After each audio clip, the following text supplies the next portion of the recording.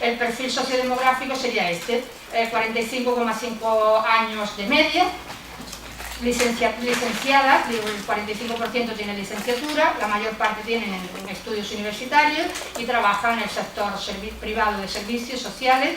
Muchos proceden de Madrid y el 27,5% reside en Madrid. También, lógicamente, ha hecho ha elegido un corpus determinado de blogs, habrá muchos más, pero en este caso estos son los que le ha salido ella. ¿Qué temas se tratan y se abordan con mayor recurrencia en el mundo digital?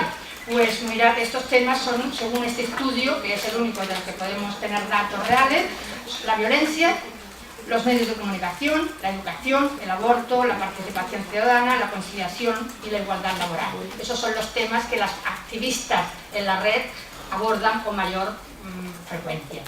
Un poco menos, temáticas participativas, ideológicas, igualdad laboral, igualdad en el espacio público y menos, una recurrencia menor, maternidad, conciliación, culto al cuerpo, empoderamiento, feminismo, participación, diversidad sexual, prostitución. Pero todos estos temas son ampliamente abordados en los blogs que esta estudiosa del tema ha realizado.